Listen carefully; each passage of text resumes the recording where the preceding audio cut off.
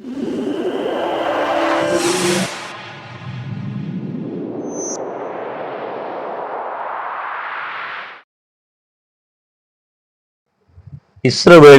ஜெயபலமான தேவனுக்கு மகிமை உண்டாவதாக.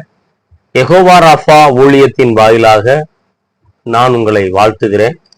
இந்த நேரத்திலும் கூட கர்த்தருடைய செய்தியை, இந்த வார்த்தையை கேட்டுக்கொண்டிருக்கிற எல்லாரையும் கர்த்தர் வானத்தின் பலகணிகளை திறந்து இடங்கொள்ளாமல் போகும் மட்டும் உங்களை ஆசீர்வதிப்பாராக என்று தேவனுடைய ஊழியக்காரனாய் இருக்கிற நான் உங்களை வாழ்த்துகிறேன். அன்பு பிள்ளைகள, இந்த நேரத்திலும் கூட சங்கீதம் 91வது அதிகாரத்துல 4வது வசனத்தை நம்ம வாசிப்போம். அதிலிருந்து சில கர்த்தருடைய வார்த்தைகளை நான் உங்களுக்கு பகிர்ந்து கொள்ளலாம் என்று விரும்புகிறேன். சங்கீதம் 91:4 அவர் தமது சிறகுகளாலே என்னை மூடுவார், அவர் செட்டைகளின் கீழே அடைக்கலம் புகுவாய், அவருடைய சத்தியம் உனக்கு பரிசையும் கேடகமாகும். இப்போ இந்த வசனத்துல சங்கீதம் 91:4 சிறகுன்னு ஒண்ணு இருக்கு. சிறகுகளாலே உன்னை மூடுவார் அப்படின்னு சொல்லப்பட்டிருக்கிறது. இரண்டாவது, செட்டைகளின் கீழே அடைக்கலம் புகுவா என்று சொல்லப்பட்டிருக்கிறது.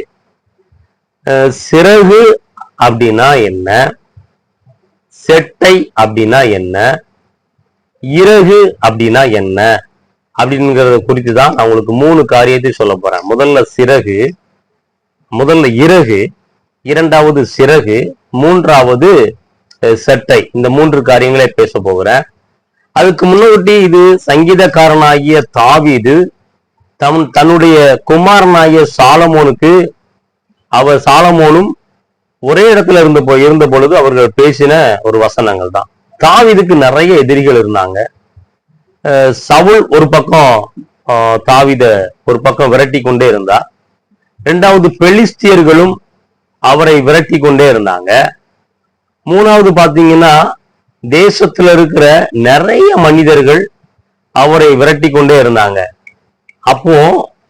அப்படி துரத்தப்பட்ட ஒரு நிலையில அநேக எதிரிகளாலே அவர் துரத்தப்பட்ட நிலையில அநேக தரம் தாவீது என்ன பண்ணார்னா, கண்மலையில போய் நிறைய உயரமான கண்மலைகளிலையும் வனாந்தரங்களின் குகைகளிலேயும் அப்படிப்பட்ட கண்மலையின் வெடிப்புகளிலேயும் தாவீது அநேக நேரம் போய் அவர் தன்னுடைய உயிரை காப்பாற்றுவதற்காக அவர் தங்கி கொண்ட நாட்கள்லாம் உண்டு. அப்படிப்பட்ட நாட்கள்ல தாவீது கண்மலையில போய் தங்கி தன்னுடைய உயிரை காப்பாற்ற வேண்டும் என்று எதிரிகளால அவருடைய பட்டயத்தால நான் விழுந்து விடவே கூடாது அப்படிங்கிறதுனால தாவீது என்ன பண்ணாங்கன்னா, கண்மலையில போய் தங்கிக்கிட்டு இருந்தாங்க. அப்போ கண்மலையில தங்கும் பொழுது பறவை, அது கழுகாக இருக்கலாம் அல்லது ஏதோ ஒரு பறவையை அவர் பார்க்கிறார். அந்த பறவை என்ன பண்ணுது, உயர்ந்த கண்மலைக்குள்ள தன்னுடைய கூட்டை கட்டி கொண்டிருக்கிறது. அந்த கூட்டுக்குள்ள தன்னுடைய குஞ்சுகள் உள்ள இருக்கிறது. அப்போ அந்த தாய் பறவை அந்த குஞ்சுகளை எப்படியெல்லாம் பார்த்து கொள்ளுகிறது. ஏன்னா இஸ்ரவேல் தேசம், அதை சுற்றி உள்ள பட்டணங்கள் புறம் பாத்தீங்கன்னா பகல்ல அதனுடைய சீதோசன நிலைகள் ஒரு மாதிரி இருக்கும். இரவு நேரங்கள்ல பாத்தீங்கன்னா கொஞ்ச நேரம் ஆயிருச்சுன்னா மிதமான குளிர் மாதிரி தெரியும். அப்புறம் கொஞ்ச நேரம் கடந்து போக போக போக அதை விட அதிகமா குளிர் இருக்கும். அதுக்கப்புறம் என்ன பண்ணும்னா, மிகுதியான குளிர் அதிகமா அடிக்க ஆரம்பிச்சிடும். அப்போ தாவீது இதையெல்லாம் ரொம்ப கவனமா பார்த்துதான் இந்த வசனத்துல ரொம்ப தெளிவா அவர் தமது சிறகுகளாலே உன்னை மூடுவார், அவர் செட்டைகளின் கீழே அடைக்கலம் புகுவாய் அப்படின்னு ரொம்ப தெளிவா சொல்றாங்க. என்னன்னு பாத்தீங்கன்னா, ஒரு பறவை தன்னுடைய கூட்டுல தன்னுடைய குஞ்சுகளை அந்த குளிர்ல இருந்து எப்படியெல்லாம் பாதுகாக்கிறது அப்படிங்கிறதை தாவீது கண்கூடாக பார்க்கிறார். பறவை முதலாவது என்ன பண்ணுது, லேசான குளிர் இருக்கும் பொழுது என்னன்னா, நான் ஏற்கனவே உங்களுக்கு சொல்லியிருக்கிறேன், இறகுங்கிறது வேற, சிறகு அப்படிங்கிறது வேற, செட்டை அப்படிங்கிறது வேற. லேசான குளிர் இருக்கும் பொழுது அந்த பறவை என்ன பண்ணுகிறது, தன்னுடைய குஞ்சுகள் மேல தன்னுடைய இறகை மேலே வைக்கிறது. இறகுன்னா தனியா இருக்கிற ஒரு இறகு, ஒரே ஒரு இறகு. அந்த நம்ம பார்த்திருக்கோம். சில பறவைகளுடைய ஒரே ஒரு இறகு கீழே விழுந்து கிடக்கிறத நம்ம பார்த்திருப்போம். கோழி எல்லாம் பாத்தீங்கன்னா கோழியினுடைய ஒத்த இறகு இருக்கும். அப்படிப்பட்ட ஒரு இறகுலாம் கீழே விழுகிறத நம்ம பார்த்திருக்கிறோம். இப்ப என்ன செய்யும் இந்த பறவை? தன்னுடைய தன்னுடைய குஞ்சுகளுக்கு லேசான குளிர் வரும் பொழுது தன்னுடைய செட்டைகள்ல தன்னுடைய செட்டைகள்ல இருக்கிற சிறகுகள்லையும் தன்னுடைய சிறகுகள்ல இருக்கிற இறகுகள்ல ஒரு இறக மாத்திரம் அந்த குஞ்சுகள் மேல அப்படி மெல்ல வைக்கும். கொஞ்ச நேரம் ஆக ஆக பாத்தீங்கன்னா குளிர் கொஞ்சம் அதிகமாகும். குளிர் கொஞ்சம் அதிகமாகும் பொழுது, பனி கொஞ்சம் அதிகமா விழும் பொழுது 10 இறகுகள் சேர்ந்ததுதான் ஒரு சிறகு. இறகு அப்படிங்கிறது தனியா இருக்கிற ஒரு இறகு. அதை முதல்ல வச்சிருச்சு. 10 இறகுகள் சேர்ந்ததுதான் சிறகு. இப்ப கொஞ்சம் குளிர் அதிகமாயிருச்சு. கொஞ்சம் குளிர் அதிகமான உடனே அந்த 10 இறகுகள் சேர்ந்த சிறக அந்த குஞ்சுகள் மேல அப்படியே வைக்கும். அது கொஞ்ச நேரம் கழிச்சதுக்கு அப்புறம் இன்னும் அதிகமான பனி அதிகமா விழ ஆரம்பிச்சிட்டு அப்படின்னா குஞ்சுகளை தன்னுடைய செட்டைகளை தூக்கி செட்டைகளுக்கு உள்ள அந்த குஞ்சுகளை வைத்து செட்டை அப்படியே மூடி அந்த குஞ்சுகளை எல்லாம் காத்துக்கொள்ளும். அப்போ தன்னுடைய குஞ்சுகளுக்கு எந்த நேரத்துல எப்படிப்பட்ட சூழல்ல இறகுகளை வைக்கணுமா இல்ல சிறகுகளை வைக்கணுமா அல்லது செட்டைகளை வைக்கணுமா அப்படிங்கிறது அந்த தாய் பறவைக்கு நன்றாகவே தெரியும். இப்ப பாருங்க, நம்முடைய வாழ்க்கையில எவ்வளவோ ஒரு சூழல்கள் நம்ம கடந்து வருவோம். நம்ம நினைப்போம், எனக்கு இப்படிப்பட்ட ஒரு சூழல் இருக்கிறதே, இந்த சூழல்ல இருந்து நான் எப்படி வெளியே வரப்போறேன், இந்த பாடுகள்ல இருந்து நான் எப்படி வெளியே வரப்போறேன் அப்படியெல்லாம் நம்ம நினைப்போம். ஆனா கர்த்தர் என்ன செய்யறாங்க, நமக்கு எந்த நேரத்துல எது தேவை. என் பிள்ளைக்கு ஒரு சின்ன கஷ்டம், இந்த சின்ன கஷ்டத்துல கர்த்தர் என்ன செய்வாங்கன்னா தன்னுடைய இறக மாத்திரம் வைப்பாங்க. இல்ல அதை விட கொஞ்சம் அதிகமான கஷ்டம் என் பிள்ளைக்கு இருக்குன்னா கர்த்தருடைய சிறக அப்படியே மேல வைப்பாங்க. அதுக்கப்புறம் இதுக்கும் மேல பெரிய பிரச்சனைகள் பெரிய போராட்டங்கள் வந்துச்சுன்னா கர்த்தர் என்ன பண்ணுவாங்கன்னா அவர் செட்டைகளை தூக்கி அந்த செட்டைகளுக்கு உள்ள உங்களை அவர் ரொம்ப பத்திரமா பாதுகாத்துக் கொள்வார். தாவீது இதை நன்றாய் பார்க்கிறார். தாவீது இதை ரொம்ப ரொம்ப கவனமாய் கவனித்து பார்க்கிறார். ஒரு பறவை, தாய் பறவை தன்னுடைய குஞ்சுகளுக்கு லேசான ஒரு துன்பம் வரும் பொழுது அந்த இறகை அந்த பறவை வைக்கிறத பார்க்கிறார். அதை விட அதிகமான பனி விழும் பொழுது சிறகை அது மேல வைக்கிறத பார்க்கிறார். அதுக்கும் மேல அதிகமான பனி விழும் பொழுது தன்னுடைய செட்டைகளை கொண்டு அந்த பறவை அந்த குஞ்சுகளை காத்து கொள்ளுகிறத பார்க்கிறார். இதெல்லாம் பார்த்துட்டு தான் தன்னுடைய குமாரனுக்கு சொல்லுகிறார். அவர் சொல்லுகிறார், கர்த்தர் தமது சிறகுகளாலே உன்னை மூடுவார் தம்பி. சாலமோன், நீ பயப்படாத. உனக்கு எவ்வளவு பெரிய பிரச்சனைகள் வந்தாலும் பயப்படாத. உனக்கு எவ்வளவு பெரிய போராட்டங்கள் வந்தாலும் பயப்படாத. உனக்கு எவ்வளவு பெரிய துன்பங்கள் வந்தாலும் பயப்படாத.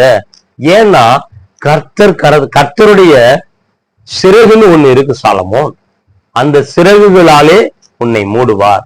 அதை விட அதிகமான துன்பங்கள் வந்துருச்சா இல்ல அதை விட பயங்கரமான போராட்டங்கள் வந்துட்டா அவருடைய செட்டைகளால உன்னை காத்து கொள்வார் சாலமோன். நீ பயப்படாத, நீ திகையாத, நீ கலங்காத. ஏன்னா ஒரு நேரம் நானும் இப்படிப்பட்ட சூழல்கள்ல தான் கடந்து வந்தேன். அநேக மனிதர்கள் என்னை விரட்டினாங்க. பல தேசத்தின் ராஜாக்கள் என்னை விரட்டினாங்க. பல தேசத்தின் குடிகள் என்னை விரட்டினாங்க. பெலிஸ்தியர்கள் என்னை விரட்டினாங்க. அம்மோன் புத்திரர்கள் என்னை விரட்டினாங்க. சொந்த தேசத்தின் ராஜா சவுல் என்னை துரத்தினார். எத்தனையோ முறை நான் செவரோட ஒட்டி இருக்கும் பொழுது எத்தனையோ முறை அவர் அம்பை கொண்டு எனக்கு நேராக எய்தார். நான் ஒரு நொடி மாத்திரம் விலகிறேன்னா அந்த அம்பு என்னுடைய இருதயத்தை பிளந்திருக்கும். அப்படிப்பட்ட ஆபத்துகள் இருந்தெல்லாம் கர்த்தரனை காத்து கொண்டார் சாலமோன். அது மாத்திரமல்ல, சவுல் ஒரு நேரம் என்ன பண்ணாங்க அப்படின்னா கட்டிலோட தாவீதை தூக்கி கொண்டு வாங்க அப்படின்னாராம். கட்டிலோட தூக்கி கொண்டு வாங்க. தூங்கி கொண்டு இருக்கிறார் தாவீது. கட்டிலோடு தூக்கி கொண்டு வாங்க அப்படின்னாரு.